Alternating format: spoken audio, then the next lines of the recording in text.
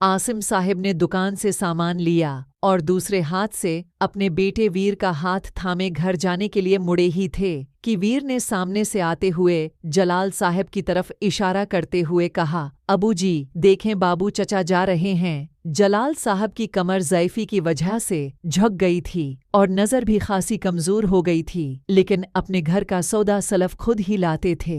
आसिम साहब ने आगे बढ़कर उन्हें सलाम किया और उनके हाथों से सामान के थैले लेकर खुद पकड़ लिए। बातें करते करते उन्हें उनके घर तक पहुंचा दिया और कहा, बाबू चचा मैं रोज़ाना दुकान जाते वक्त आपसे पूछता हुआ जाऊंगा, आपको जो भी मंगवाना हो मैं ला दिया करूंगा। जलाल साहब ने उन्हें ढेरों दुआएं देते हुए हामी भर ली। वहां से निकलते ही वीर ने पूछा, अबू जी बाबू चचा का घर तो दूसरी गली में है, रोज़ाना उनका सौदा ला कर देने में आपको मुश्किल नहीं होगी? आसिम साहब ने चलते चलते उसे देखा और कहा, मुश्किल कैसी, आसी बहाने थोड़ी चहल कदमी भी हो जाएगी और बाबू चचा का काम भी हो जाएगा। अगर हम सब इसी तरह एक दूसरे की मदद करते रहें तो हमारे माशरे में यकजहती की फ़ज़ा कायम हो जाएगी, समझे? और उमर ने अपना गोल मिटूल सर हिला दिया। वीर और उसका भाई नौफल तख्त पर बैठे दादी जान से कुरान पाक पढ़ रहे थे।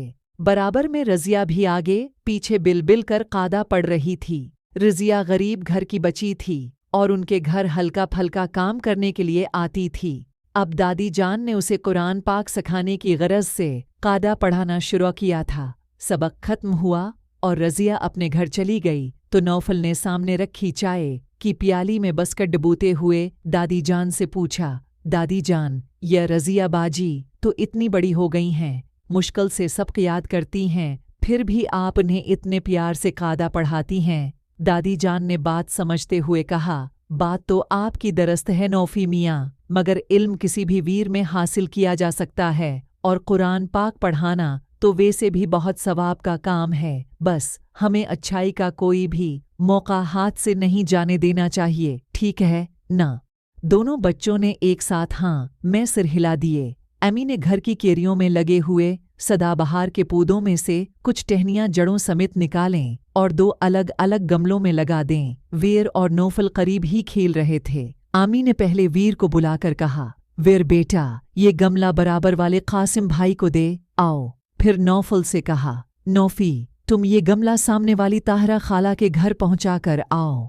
वायर ने हैरत से पूछा, अम्मी जी आप पड़ोसियों को पौधे देती हैं, क्या उन पौधों से हमारा माहौल खूबसूरत हो जाएगा? उम्मी ने उसके शानों पर हाथ रखते हुए समझाया, देखो उम्र इंसान को बस अच्छे काम करते रहना चाहिए ताकि हमारी देखा देखी दूसरे लोग भी फलाह के कामों की तरफ रागिब हो जाएं। जब बहुत सारे लोग मिलकर बहबूद के काम करेंगे तो हमारा माशरा मिसाली हो जाएगा। देखो ना तुम लोग भी तो अपनी गुलक में थोड़े थोड़े पैसे डालते रहते हो, फिर कुछ अरसे के बाद वो थोड़े थोड़े पैसे मिलकर एक बड़ी रकम बन जाते हैं। बस इसी तरह हमें छोटे छोटे फलाही काम मुत्तहद होकर एक जमात की शक्ल में करने चाहिए। इसका फ़ायदा दुनिया में भी होगा और आखिरत में भी।